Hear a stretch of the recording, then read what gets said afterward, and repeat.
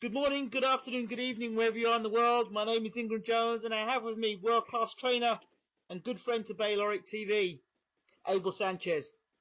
Abel, how are we doing? I am doing great, my friend. How are you? I'm good, I'm good. We always have these back and forth conversations, and I think the last couple of conversations we've had, I've always been mentioning the word Chris Eubank Jr. to you've always told me he's not ready. You've always told me, this and that. So what are your thoughts, first of all, of his last performance against Tom Doran? Well, I thought he did very well. I thought he did very well against that particular opponent, but I think his arrogance will get him hurt against Golovkin. I know that his father thinks that he's ready, but he is a very, very good fighter, just not on Gennady's level. But Gennady had 17 fights when he won the title. So Chris has got 17 fights. You know, who knows? Maybe he does, and he develops into a heck of a better fighter if he beats Golovkin. Okay, but let's take you away from the situation of you being Gennady's trainer for a second, and let's put you in the Eubank corner just for a second. Would you be advising Chris Jr. to be fighting Gennady at the moment? It all really depends on the financial part of it. If I was in his corner, I'd have to look at all aspects of it. It doesn't hurt him to get beat by Golovkin at this point, just like it didn't hurt Canelo to get beat by Mayweather. If the financials were all in place and it was a risk that he could take for one risk instead of taking 5 risks for the same kind of money, to add up the same kind of money, I would have to advise that we look at it seriously. Golovkin is looking for an opponent, and Golovkin, yes, he is undefeated, and he's a world champion right now, but like I said, he started out in the same position that Chris did. So to me, it all depending on the amount of money that's being involved. Okay, so we're talking from financials. Now, this is another thing I definitely want to get into with you as well. Now, the talk of Gennady being the world's most feared fighter.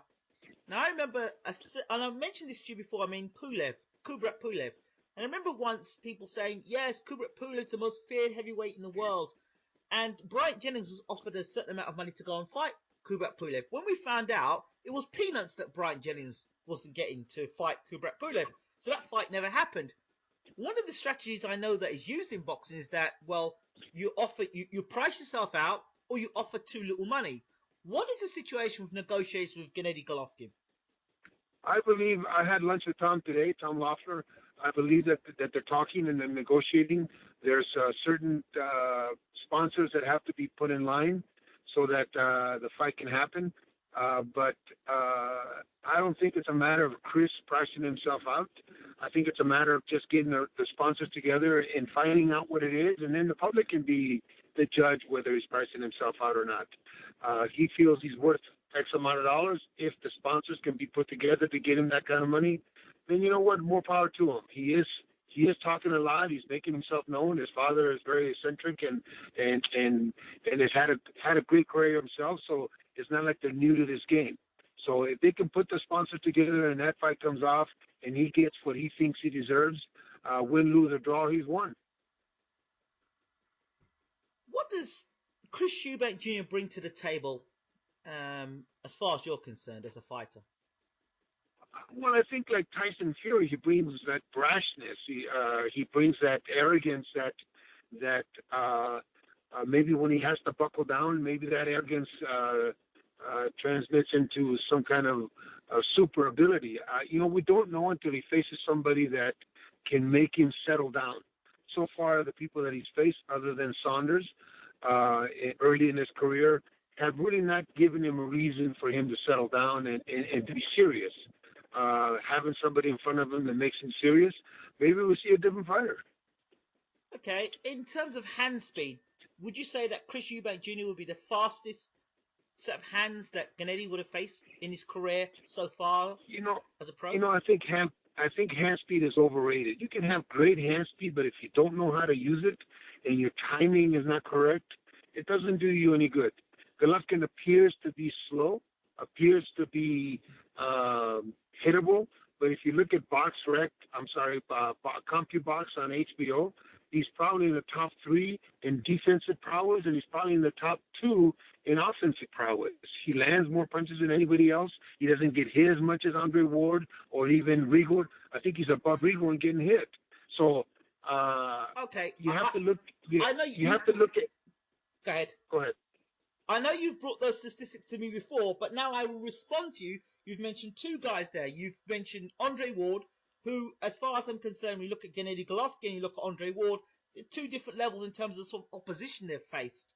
I mean, Andre Ward at the time was fighting the best guys that were around in the Super 6. With all due respect with Gennady Golovkin, he hasn't fought the best that's about. No. Those things don't go back 5 years. Those things go back in the last couple of years, the last 3 or 4 fights they've had. They don't go back to when they started his career. They go back to the latest fights that they've had. Okay. So Andre fought Paul Smith, he fought Edwin Rodriguez, and he fought Sullivan Barrera. Okay. And Golovkin's opponents would have to go back the same way. They don't go back to when they were amateurs. They go back to a certain amount of time. Well, I've got and Rigondeaux as well. I believe he was above Rigondeaux also in landing percentages. He's up like in the high 40s in his offense, and then 21 or 22 of other people landing on him. Andre, I think, was at 28. Canelo was at 29. Rigo was like at 24. I think the only ones above him may have been Floyd. You know, now that I think back, it may have been Floyd and Rigo that were above him. And nobody else. Okay, but in terms of the technicality and the type of guys that Gennady's been fighting, with all due respect again, those guys, technically, some of the guys he fought, I wouldn't call them great technicians, to be honest. They're good fighters. No, they're not great technicians. No, they're decent fighters. No, they're not. They're not world beaters. No, you're absolutely right. But and that's got to be considered. Okay, but neither was Paul Smith, and neither was Edwin Rodriguez. You got to admit that the guys that Gennady is fighting are a heck of a lot better than Paul Smith, and a heck of a lot better than Edwin Rodriguez, and a heck of a lot better than Sullivan Barrera, who was one of my fighters. Yes. But he only had 17 fights. You got to admit that the guys that Golovkin is fighting are a heck of a lot better than Andre's last 3 opponents. Heck of a lot better? Not so sure about a heck of a lot better.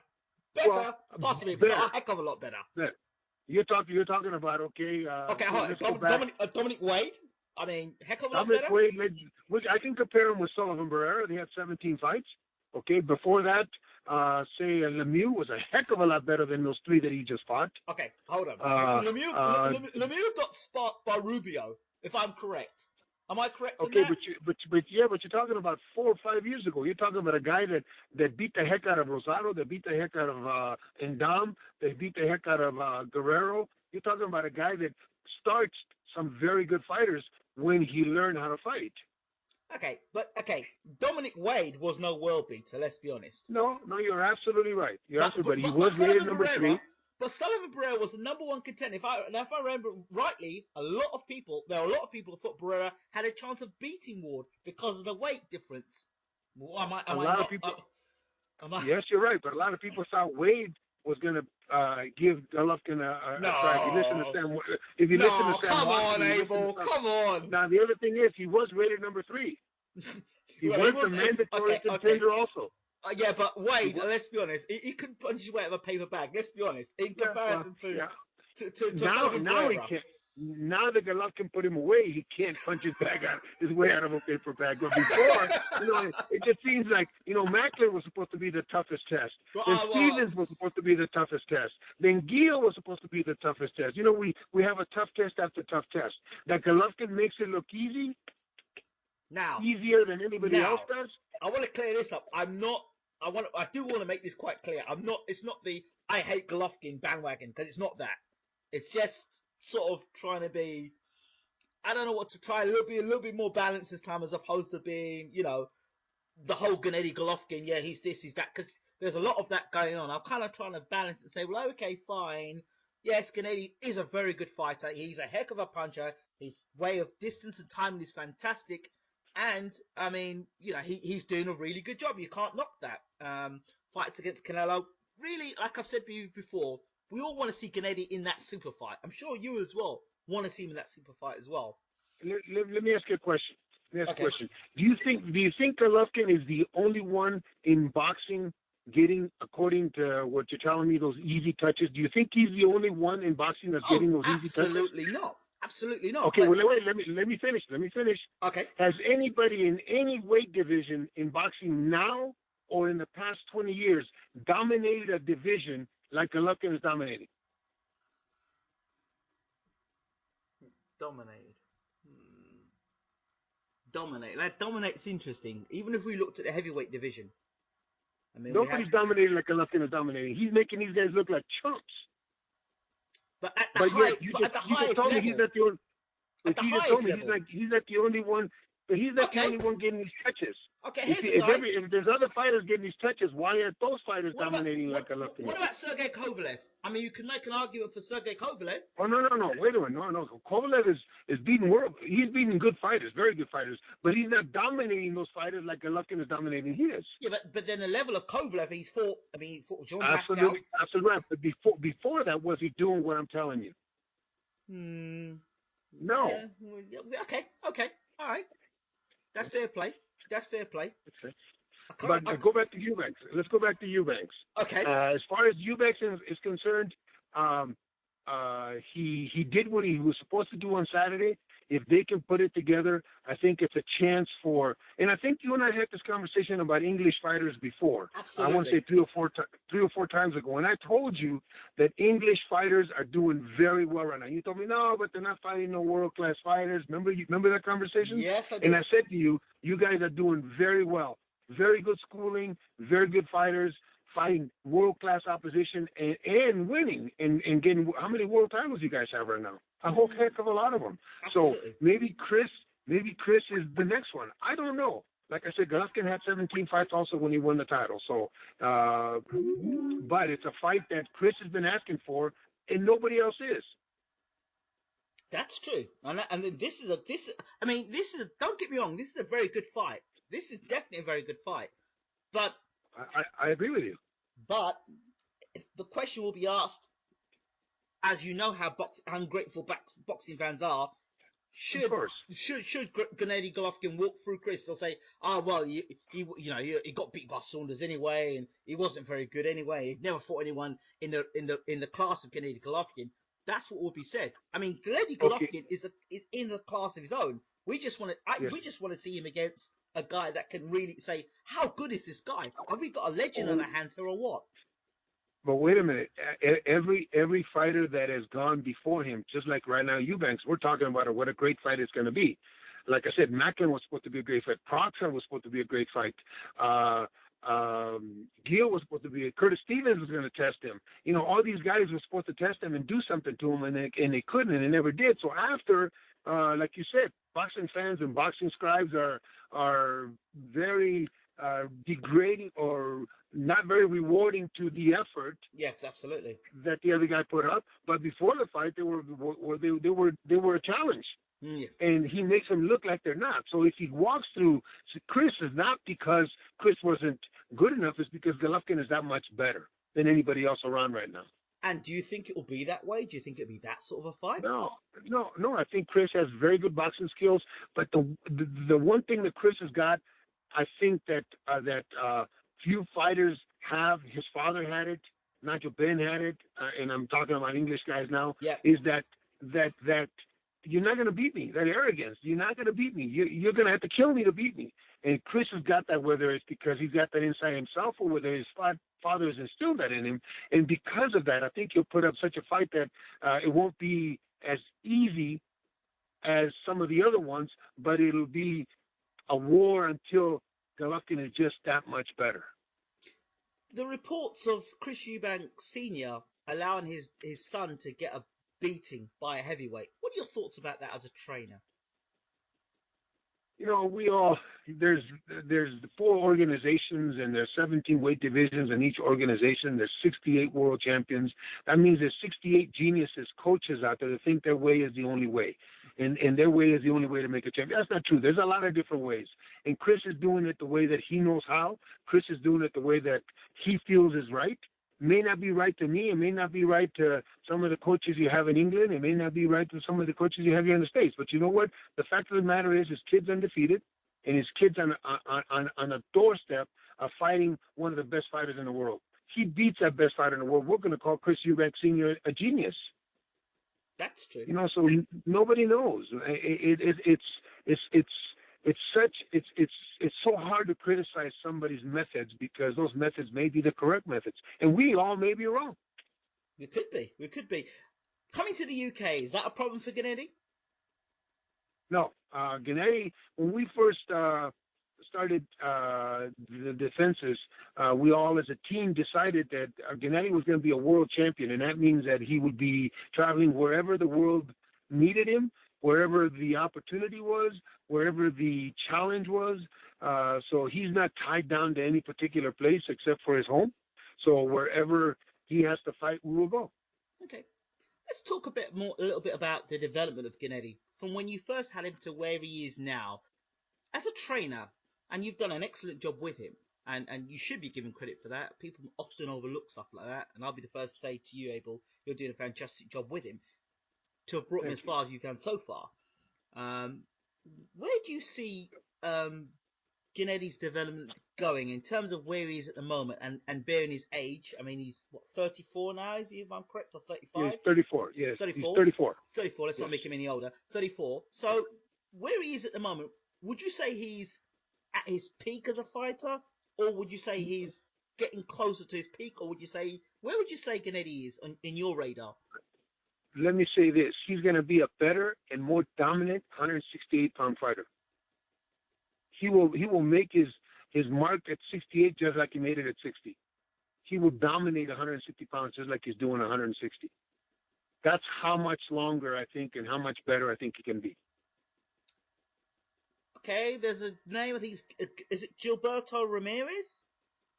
He's talking like Chris is, which I give these guys a lot of credit because a lot of the guys that are talking, let's just take your other fighter there in England that's the WBO champion, that all he does is talk, but all of a sudden, just like you said a little while ago, wants $100 million for a fight. It's impossible.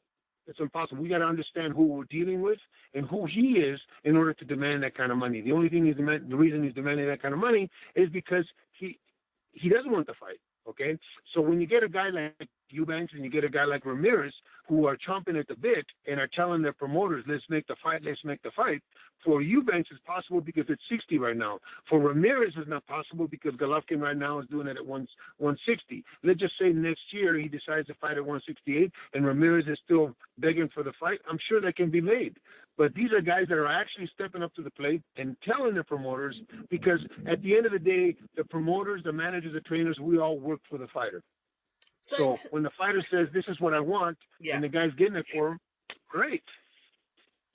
In terms of negotiations, how much do you know about negotiations? Are you just a trainer, or do you have more of an insight?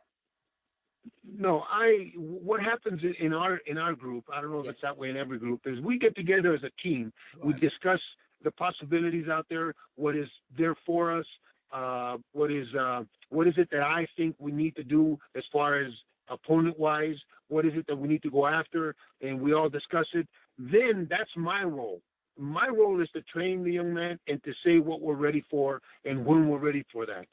It's the management, the Herman brothers, Oleg and Max, and Tom Loeffler, that will go to bat against, say, Eddie Hearn or whoever the promoter is to try to get us the best deal. They have to trust me to train this boy to win, and I have to trust them to make the best deal for our team. Okay. So it's their responsibility. Now let's take it back a little bit. The night that Canelo called you or invited you into the ring, but I never saw you, Canelo, and actually Gennady actually speak to one another. I didn't see that, but I saw Gennady was kind of like standing there, and you had this look on your face. You didn't look entirely impressed with the whole thing. What was going through your mind when Canelo was saying the things he was saying? Then he was grandstanding, just like he did after the Cotto fight. You know, if you don't mean it, there's no reason to do that. All he's doing is just putting himself in a hole where he has to call himself back out of. He has to answer all these things to you guys, the press. And Gennady did Canelo, after his speech and after his interview, came over and walked by Gennady, shook his hand, shook my hand, and walked off. But don't put yourself in a hole. I understand that every team has a goal and has a road that they're looking at and a direction that they want to go in. But if your intent is not to do what you're saying that you're going to do, then don't BS the public and don't BS yourself. Don't put yourself in a hole. He's a heck of a fighter. He's a warrior, and I'm sure that if it was up to him, he would fight Golovkin. But sometimes better minds and minds have to be put together to think of what's best for the moment and best for Canelo and best for the Reynosos and best for Golden Boy. So at the end of the day, it's not just a harsh, brash decision to say, I want to fight King Kong or I want to fight Mike Tyson. It's a thing about thinking about it, sitting back, negotiating, and if it's the best thing for you, then it's the best thing for you. Now that he's fighting at 154 pounds, maybe that just tells you that he shouldn't have said all those things because he thinks he's a 54-pounder. Well, that's confusing. Now he fights. His decision is to go down to 154 pounds and fight Liam Smith. Nobody seems to be interested in that fight. Can you explain why that fight is happening? I think he's trying to prove to us that he's not a 60-pounder. Even though that when he walked into the ring against Cotto and when he walked into the ring against Khan, they announced him as this 160-pound middleweight champion. So by going down to 54, he's just trying to prove to us and show us that he's a 54-pounder. But that's not an easy fight with Smith. That's not an easy fight. It's not an easy fight, did you say? No, it's not. To me, it's not an easy fight. Why do you say this?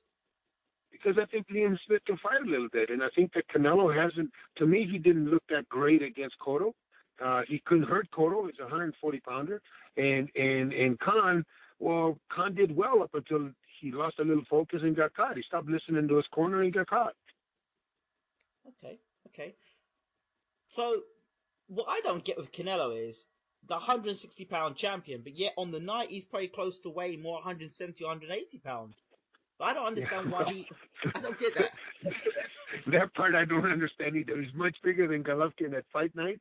Yeah. So I don't know why. As a coach, I would say, and other coaches would tell you the same thing, is that he struggles to make the weight, whatever weight he's fighting at. So when you struggle to make the weight, it seems like you absorb more, your body absorbs more when you try to replenish after the weigh-in. When you don't struggle to make the weight, you seldom gain any more than 5, 6, 7 pounds after the weigh-in because you're not struggling. Your body's not hungry. It's not thirsting for that nutrition, and you keep eating, and you keep putting weight on.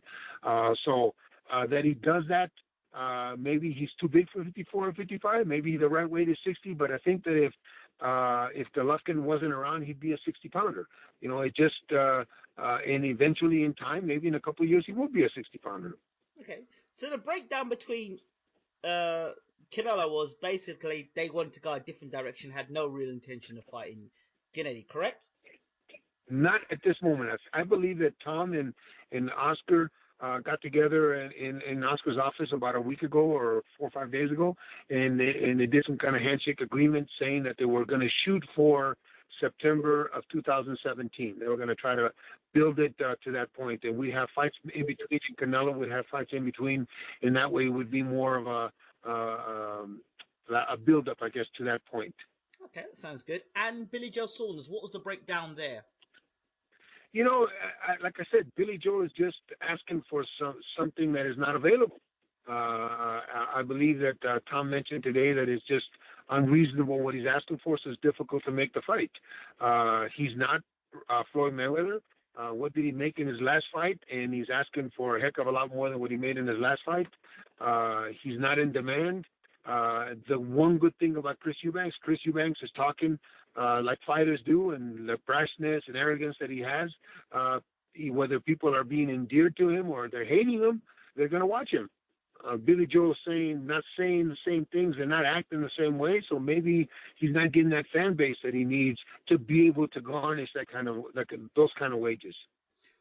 Looking at Chris Eubank Jr., one of the things I see as a weapon or something that I think is an advantage or something that he does very well is throw those uppercuts. And if there's any very good right uppercut. Yeah, the right uppercut. If there's anything that is I think maybe a vulnerability to Gennady, is the uppercut, especially the way he holds his hands and the way he comes forward. What are your thoughts about that? You know what? There's more than just the right uppercut to Chris, but when you put world-class fighters in front of each other, and there's always deficiencies. Not everybody is 100% at everything. You're gonna get caught. It's boxing. Whether we can take it or not, that depends. That depends on how good the shot is, and that depends on that night. How good a training camp we had, how good a training camp Chris had, how he lands it, how his positioning is. There's a couple uppercuts that he threw in that Doran fight where he didn't hurt Doran, but there was one where his positioning, his technique, everything was so right about it that no matter how hard it was going to hurt Doran. So it really, there's so many variables that go into it that is Golovkin going to be there for him to be hit with that shot now that we know that Chris throws it. So you make yourself available for the guys that you don't think can hurt you, as in Monroe. You make yourself vulnerable to the punches that maybe you're trying to learn how not to get hit from. But now that we know, obviously we're going to definitely work in the gym to make sure that we understand what we need to do to keep Chris from landing that shot and be able to counter it if he does. Hey, but I always like talking to you, and I always enjoy talking to you because you just a bag or just a wealth of wisdom and knowledge. And I've learned so much from you. Talk to me about things that happen in the world of boxing at the moment for yourself that you see that maybe that are pressing on your mind, or things that are of interest to you at the moment. Well, I think that we need to look more at the weight issues. I think that we need to look more at what the IBF is doing with the second day weigh-in and keep trying to limit these guys to a certain weight. I think that we have to do some research and some medical research on going back to the same day weigh-ins, like early in the morning. That way these guys would not be in 3 different divisions difference in a fight. I think it's important to safeguard. If you go back and look at NCAA wrestling here in the United States, they weigh right before their bouts the same day. If you look at some of the other college sports that we have here in this country, they don't allow such advantages. And I think that we're being too lax on that, and there's guys getting hurt because of that, because you have guys fighting that are 20 pounds difference than the other guy, and they're killing themselves to make the weight so that they can balloon up 30, 40, 20, 30 pounds. And by killing themselves to make the weight, they're making themselves vulnerable to some kind of injuries. Absolutely. So I think those are the things that we need to focus on to make better for our sport. What do you think of the Thurman Porter fight? What a fight. What a fight. I thought that I'm not really a big fan of Thurman, but I think that Porter proved his mettle. He proved that he belongs at that level. I thought that it could have been a draw. I don't think Porter won it, but if it would have been a draw, I wouldn't have been upset. I thought Thurman won because he landed the crisper, cleaner punches. But I think those are the kind of fights that bring people back. And I'm happy that it was on CBS and it was a free fight. But those are the kind of fights that bring people back and make people want to see this game again. 2 guys very respectful towards each other, 2 guys not talking any smack, 2 guys going in there and going to war. I'd like to see Brooke against Thurman. I mean, that'd be a heck of a fight. But I think it was good for boxing. Wow, thank you for that. The development of Anthony Joshua. Surprised me that he didn't take him out sooner, but those are the rounds that are going to be so helpful in his development. Those are the rounds where he had to not dig deep, but where he had to do a little bit of thinking. It was an easy fight for him, but he had to do a little bit of thinking of how he wanted to get this guy out. I don't think there was ever a threat that he was going to be beat, but those rounds, from the 2nd to the 7th, when he stopped him, were rounds that are going to be crucial in his development for the future, for the better guys, the guys that the elite guys like he is going to be. Okay, so let's finally close with talking about obviously your gym and your fighters. What's the situation with Sullivan Barrera? Sullivan Barrera, when he came back recently, was homesick. wanted to be in Miami, so I suggested to his manager that he keep him in Miami and have somebody else work with him, because I don't want to work with somebody that doesn't want to be around me. Not so much around me, but doesn't want to make the sacrifice to be in the gym and do the things that he has to do. Right. So I suggested to the manager, he wants to be home. He's married. He wants to be home with his wife. Let him be home. Let him be home and find him a good coach, and let's see what he can do after this. Sometimes a change of address makes a big difference. Absolutely. And the development of Julius Jackson. Julius Jackson will be coming back to spar with Golovkin. I talked to his father a couple of weeks ago. They had some kind of fight being lined up. I don't think they lined it up completely, so I'm waiting to talk to his father in the next, hopefully, week to keep him updated on what's happening with us. But when he comes back to spar with Golovkin, they'll plan something after the training camp so that he can use it, what he learns here and develops here, so he can use it in his next fight. So are you still training him now? Yes, when he comes to camp, yes, I am. But he's spending more time in the islands right now with his work. Until Golovkin gets back in camp is when I'll start working with him again. Okay. Is there any other fighters that I miss out on, or anybody we need to look out for? Well, I have a young man named Murat Gassiev, who's Okay. a cruiserweight. I don't know if you saw his last fight. Yes, I've heard about him. Okay, he is mandatory to go in the purse bid on the 5th of July for the IBF title against Lebedev. Okay. So hopefully on the 5th of July we will know which way we're going with him as far as the direction, whether Lebedev vacates or the purse bid is done, and whoever wins then we'll go and set up the fight. I also have a young man named Dennis Shafikov who's fighting on the 2nd of July on ESPN here in the States in Reading, Pennsylvania. Okay. We're working with Freddie Lawson. We're trying to get him back on track and get him in a fight again. Okay. Let me see, who else do we have in there? Konstantin Ponomarev should be coming back to camp in the next 2 weeks. He had some visa issues. He's getting rectified, and he'll be back in camp. Hopefully, fights in November. At this point, that's about all the guys that are in camp right now. So, working hard. Abel, it's always a pleasure talking to you. Thank you so much, as always, talking to Bayloric TV. Ingram, thank you very much for talking to me, and you have a great day. And let's hope boxing keeps flourishing like it has been in the last couple months, because we've got some great fights. And let's hope that Eubank Golovkin is made, and we've got a heck of a fight. That's why I was talking about in a couple months, because hopefully that's the fight that's happening that makes the world stand up and listen. Sounds fantastic.